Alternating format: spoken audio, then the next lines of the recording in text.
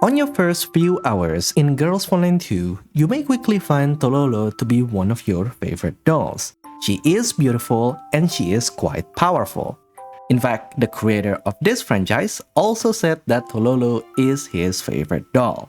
But what you probably didn't know is that if you go back to Girls Frontline 1, Tololo is actually one of the most hated dolls in the entire Griffin base. Stick around, because we're diving deep into that messy time when Tololo first joined Griffin. But first, who is Tololo? In Girls Frontline 1, she is known as AK Alpha, and she is special. She is one of the most genius dolls ever made in the original game, and that is both a gift and a curse. When I say smart, I mean it in a textbook sense. She is not street smart like Springfield in handling logistics, or like Mei-Ling in her mechanical work. She is an analytical genius. We actually get a glimpse of this in the latest coordination drill, where she can easily crack ciphertext very quickly. This intelligence gives her a greater capacity for deep self-reflection, which is oddly uncanny for most dolls. If AK Alpha were human, she'd be the textbook definition of an INFJ personality. She has this massive hunger for knowledge and philosophy, but completely lacks the desire to waste her time with idle chit-chats. How do I know this? Well, because I'm also an INFJ. And for people like us, talking about people or mundane daily routines is just boring. We want to talk about big ideas, about what-ifs and creative concepts. But when we do talk about our interests, most people just don't know how to react, or they even get offended because they think we're showing off. And if we try to follow a normal conversation, we just end up looking detached to everyone else. And unfortunately to AK Alpha, most dolls in Griffin are pretty shallow. They are stuck as teenagers, they rarely plan beyond what they will do tomorrow, there are no big dreams or lofty goals, they just want to have fun now. It doesn't take long for other dolls to also notice this difference. They see AK Alpha as being so arrogant and very rude. She will call you stupid in front of your friends, which becomes a massive problem when she is suddenly forced to live and work with a squad. Squad Grizzly consists of 4 dolls. The leader, Grizzly, is an upbeat girl. M590 is the voice of reason in the group. PZB39 is an avid motorcycle enthusiast, and M82 is a silent, nerdy bookworm. When they receive an order that AK Alpha is going to join them, Grizzly was so worried.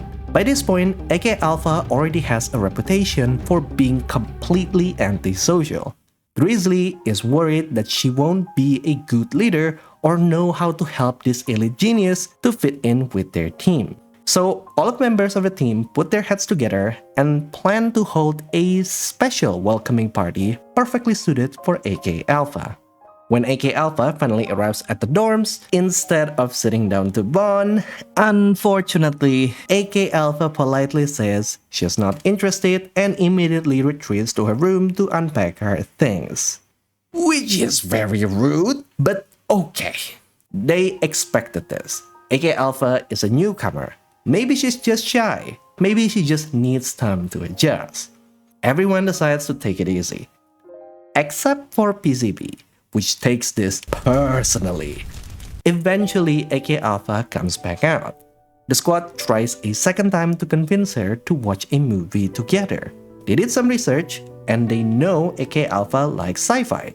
So they prepared The Hitchhiker's Guide to the Galaxy, which immediately perks AK Alpha up.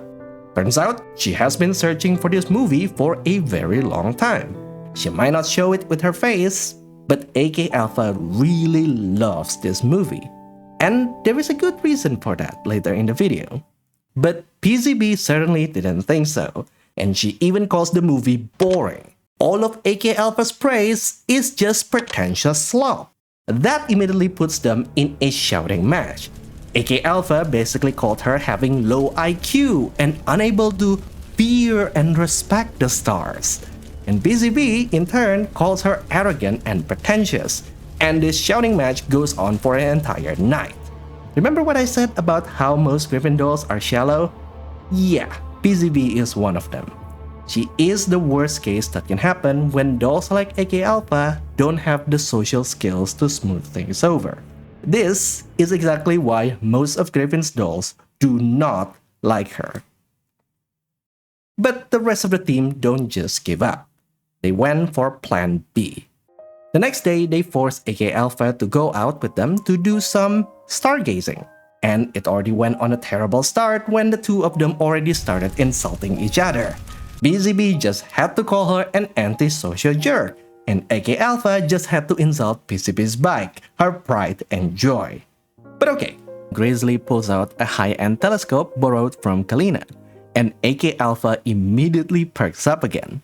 She instantly rattles off the exact focal length, chromatic correction, and the ridiculous price of the telescope. And this works wonders to break the ice. AK Alpha just forgot about the earlier tension and immediately took it over from Grizzly, handling the telescope like a pro. M82 took this opportunity to go straight into deep talks by asking about AK Alpha's personal interests with the night sky. So why does AK Alpha likes the stars so much? Because to her, it represents cosmic nihilism. AK Alpha knows that the stars in the sky are older than us. They are thousands of light years away from us. They are much bigger than our planet, and they make everything we know looks small in comparison. For all practical reason, to dolls and humans alike, stars are infinite. And they remind us that we are nothing in this universe. If we always see ourselves to be so important, more than anything else in the world, we may do horrendous things to keep ourselves trapped in our delusions of grandeur. This is also why AK Alpha loves The Hitchhiker's Guide to the Galaxy. It's a different type of nihilism. The answer to every single question in the universe is 42. What does that even mean? Nothing. It doesn't mean anything. It is a foolish endeavor to try to contain the vastness of the universe in a single word. You will also see how life itself is so fragile. Earth is just gone because the powers that be decides it must be destroyed. Just like how tomorrow, a meteor might just end all life on this planet. The universe doesn't care about us. AK Alpha knows this and finds it to be liberating. That means we don't need to find meaning in every single thing we do. We just have to realize that we are small and we have to try our best to make the best decision we can right here, right now. To ourselves, to our family, and to everyone we meet along the way.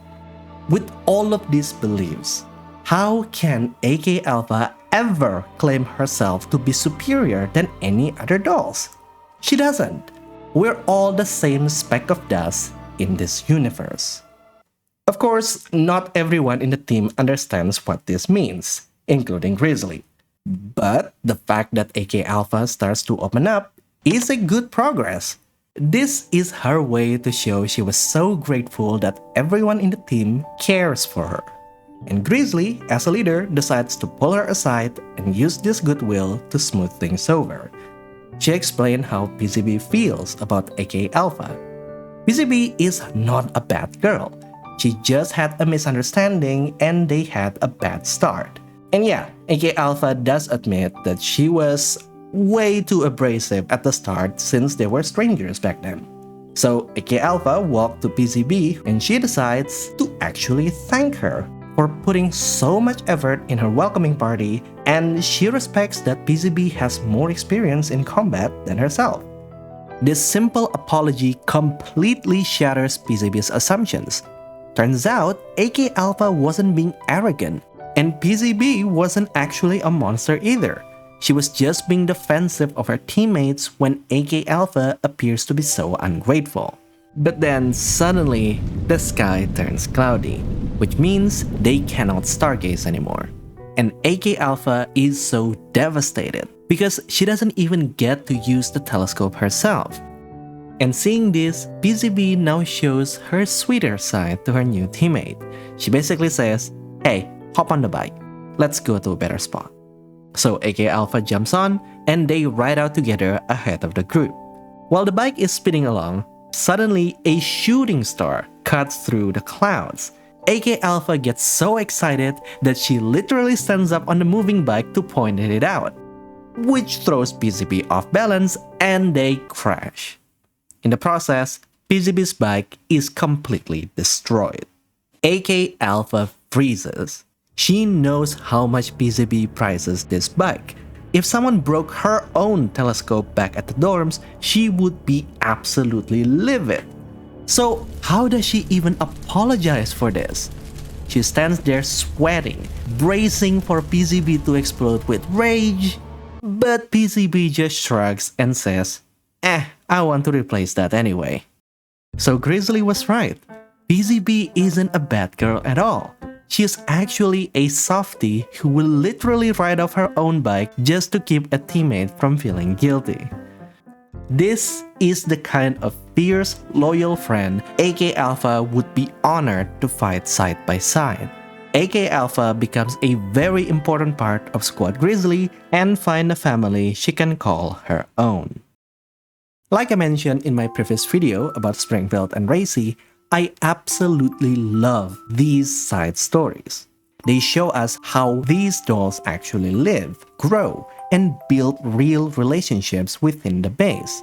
Because if we only focus on the main story, we risk dehumanizing them as mere tools of the plot, just like how the rest of their world see them as disposable robots. It's these quiet human connections that makes these dolls feel human. But what do you think? Do you think Tololo has grown so much today? And if you're INFJ, do you find Tololo to be relatable?